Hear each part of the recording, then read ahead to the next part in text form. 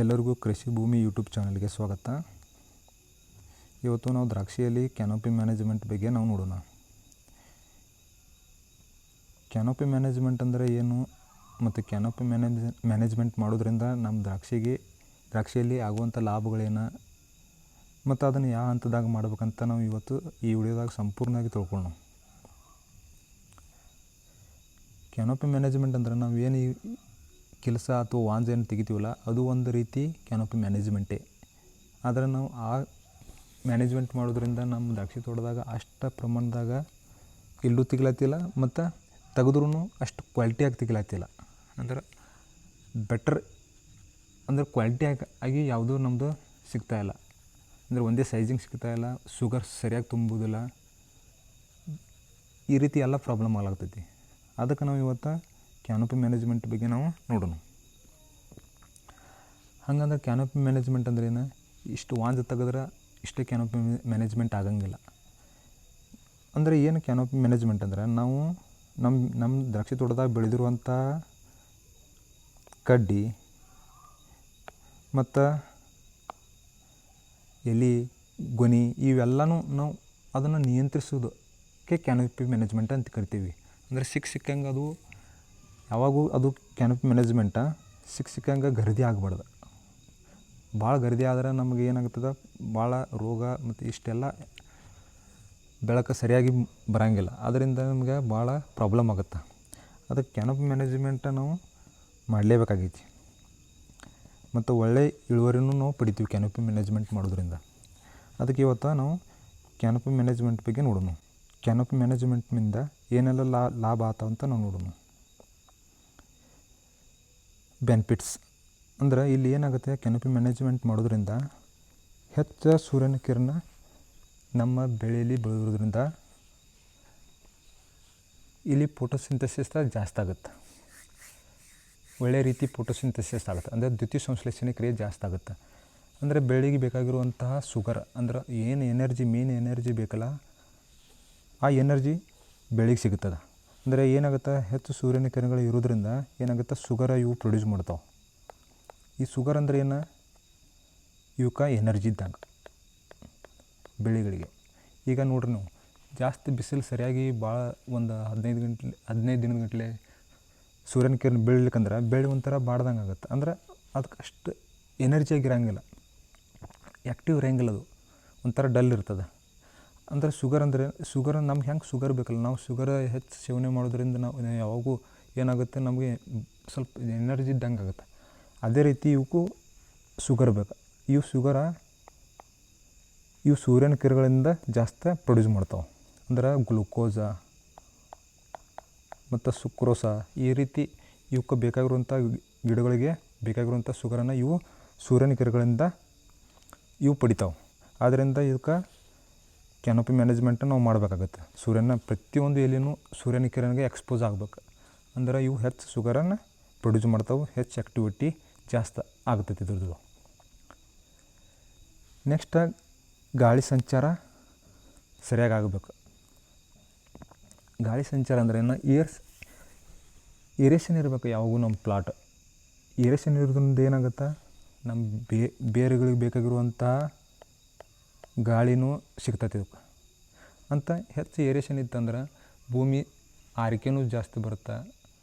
ನಮ್ಗೆ ಇದ್ರದ್ದು ಏನು ವಾಟರ್ ಮ್ಯಾನೇಜ್ಮೆಂಟ್ ಮಾಡೋಕ್ಕೂ ಈಸಿ ಆಗುತ್ತೆ.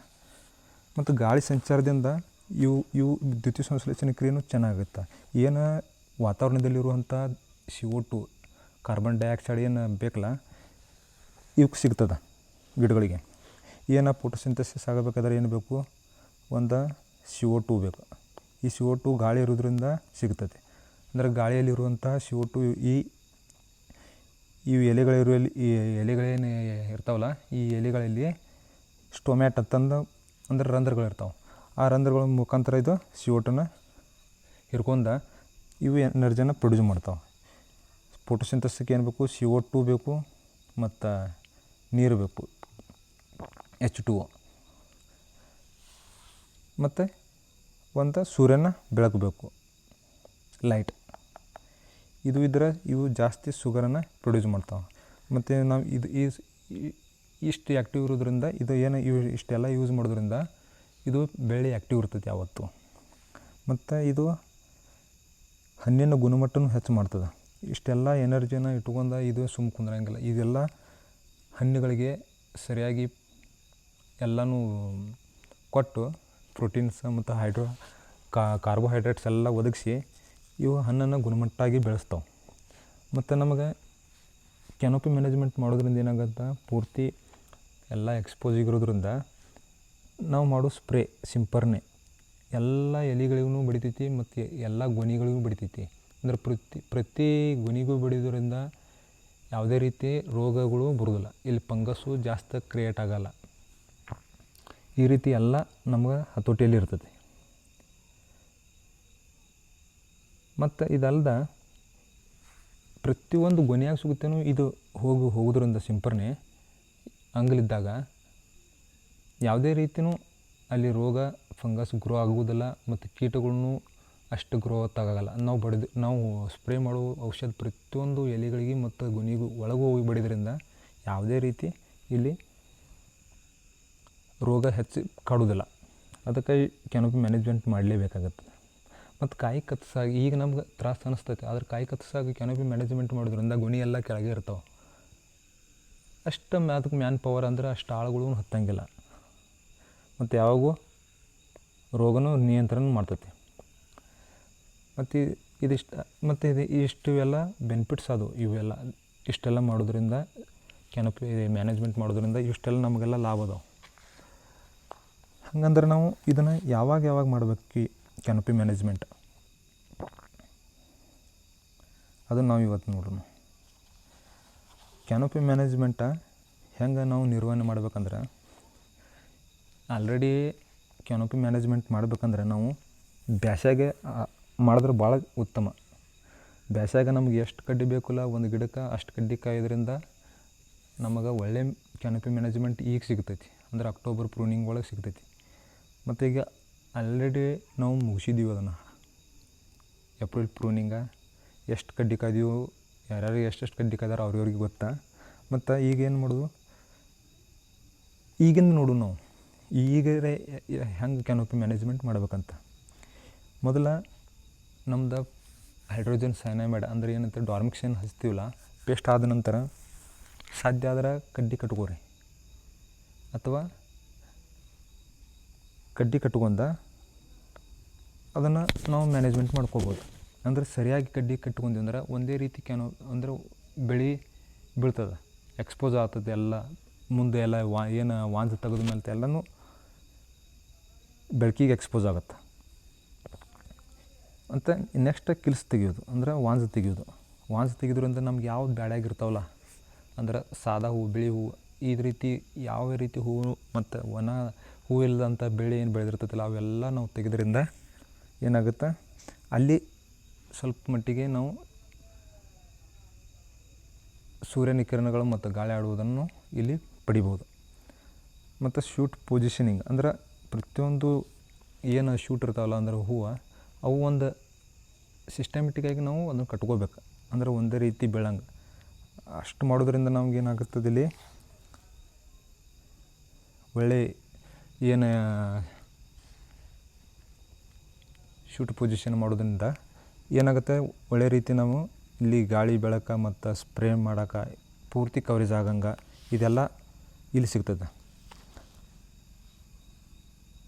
ಮತ್ತು ಏನು ಮಾಡೋದು, ಕುಡಿಚಿ ಊಟೋದು ಅಂದರೆ ಈಗ ಸಿಕ್ಕಾಪಟ್ಟಿ ನಾವು ನೈಟ್ರೋಜನ್ ಒತ್ತಿಸಿ ಏನು ಮಾಡಿರ್ತೀವಿ,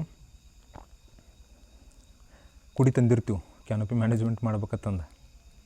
ಅಲ್ಲಿ ಏನಾಗುತ್ತೆ, ಒಂದ್ರ ಮೇಲೆ ಒಂದು ಗದ್ದ ಹೇರಿಬಿಡ್ತಾವೆ. ಅಂದರೆ ಈ ಸಾಲದ ಬಂದು ಪೂರ್ತನೂ ಗದ್ದ ಹೇರಿಬಿಡೋದ್ರಿಂದ ಏನಾಗುತ್ತೆ, ಅಲ್ಲಿ ಮತ್ತು ಗರದಿ ಆಗ್ತೈತಿ. ಮತ್ತು ಪಡೆದಾಗ ಗಾಳಿ ಆಡೋಂಗಿಲ್ಲ, ಬಿಸಿಲು ಬೀಳಂಗಿಲ್ಲ, ಮತ್ತು ಪ್ರಾಬ್ಲಮ್ ಆಗುತ್ತೆ. ಅನ್ನೋದ್ರಾಗ ಫ್ಲವರಿಂಗ್ ಬರುತ್ತೆ. ಫ್ಲವರಿಂಗ್ದಾಗೆಲ್ಲ ಸ್ವಲ್ಪ ಮಳೆ ಅಥವಾ ಮಂಜು ಆಯ್ತಂದ್ರೆ ಭೂಮಿ ಆರಂಗೂ ಇಲ್ಲ, ಒಳಗೆ ಗಾಳಿ ಸೇರಂಗಿಲ್ಲ, ಗೊನೆಗೂ ಗಾಳಿ ಸೇರಂಗಿಲ್ಲ. ಹೀಗಾಗಿ ಮತ್ತೆ ಎಲ್ಲ ಪ್ರಾಬ್ಲಮ್ ಆಗ್ತಾವೆ, ಒಂದಲ್ಲ ಎರಡಲ್ಲ ಸಿಕ್ಕಾಪಟ್ಟೆ ಪ್ರಾಬ್ಲಮ್ ಆಗ್ತಾವೆ.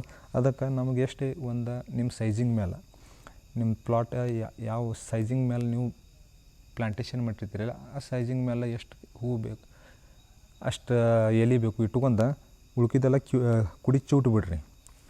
ಮತ್ತು ಇವು ಟ್ರೆಲ್ಲಿಸ್ ಸಿಸ್ಟಮ್ ಅಂದ್ರೆ ಏನು, ನೀವು ಯಾವುದು ಪೆಂಡಲ್ ಐತಾ, ಪೆಂಡಾಲ ಅಥವಾ ಟೆಲ್ಫೋನ್, ಇದು ಈ ಟೆಲ್ಫೋನ್ ಇದ್ರೆ ಅಗದಿ ಒಂದು ರೀತಿ ನೀವು ಕಟ್ಕೊಂಡು ಬಿಡ್ರಿ. ಅಂದ್ರೆ ಕಡ್ಡಿ ಏನು ಎತ್ತಿ ತಂತಿ ಮೇಲೆ ಹಾಕಿರಂದ್ರೆ ಒಂದೇ ರೀತಿ ಬೀಳ್ತಾವೆ ಅವು. ನಾಳೆ ಏನೋ ಕಡ್ಡಿ ತುಂಬ್ತಲ್ಲ ಕಾಳಾತವಲ್ಲ ಅವಾಗ ವೇಟ್ ಆದಂಗೆ ಒಂದೇ ರೀತಿ ಬೀಳ್ಕೊತ ಹೋಗ್ತಾವೆ. ಮತ್ತು ಇದನ್ನು ಮಾಡ್ಬೇಕಂದ್ರೆ ನೀವು ಕಡ್ಡಿಯನ್ನು ಒಂದು ಗಿಡಕ್ಕೆ ಎಷ್ಟು ಬೇಕು ಅಷ್ಟೇ ಕಾಯ್ಬೇಕು. ಇಲ್ಲಾಂದ್ರೆ ಪ್ರತಿಯೊಂದೂ ಒಂದೇ ಜಾಗ ಗುಂತಿ ಹಾಕಿಬಿಟ್ರೆ ಅಂದ್ರೆ ತೀರಾ ಅದು ಇದು ಬೇಕು ಅದು ಬೇಡ ಅನ್ನಂಗೆ ಆಗಿಬಿಡ್ತದೆ, ಅಷ್ಟು ರೀತಿ ಹೊಲಸಾಗಿಬಿಡ್ತದೆ. ಮತ್ತು ಕ್ರಾಪ್ ಲೋಡ್ ಮ್ಯಾನೇಜ್ಮೆಂಟ್ ಅಂದ್ರೇನು, ಒಂದು ಗಿಡಕ್ಕೆ ಎಷ್ಟು ಬೇಕಲ್ಲ ಅಷ್ಟೇ ಇಡಬೇಕು. ಸಿಕ್ಕಾಪಟ್ಟಿ ಬೆಳೆಸಿರಂದ್ರೆ ಏನಾಗುತ್ತೆ, ಲೋಡ್ ಆಗಿಬಿಡ್ತದಲ್ಲ, ಅದು ನಮಗೆ ಒಳ್ಳೆ ರೀತಿ ಸಿಗಂಗಿಲ್ಲ. ಅಂದರೆ ಏನಾಗುತ್ತೆ, ಶುಗರ್ ತುಂಬಂಗಿಲ್ಲ, ಲೋಡಾಗಿ ಮಮ್ಮಿಫಿಕೇಷನ್ ಆಗುತ್ತೆ, ಇದೆಲ್ಲ ಈ ರೀತಿ ಎಲ್ಲ ಪ್ರಾಬ್ಲಮ್ ಆಗಕ್ಕೆ ಶುರು ಮಾಡ್ತೈತಿ. ಅದರಿಂದ ಲೋಡನ್ನು ನಾವು ಮ್ಯಾನೇಜ್ಮೆಂಟ್ ಮಾಡಬೇಕಾಗ್ತೈತಿ. ಇಷ್ಟೆಲ್ಲ ಮಾಡೋದ್ರಿಂದ ನಾವು ಒಳ್ಳೆ ಇಲ್ಲು ತೆಗಿಬೋದು ಮತ್ತು ಕ್ವಾಲಿಟಿನೂ ತೆಗಿಬೋದು. Thank you.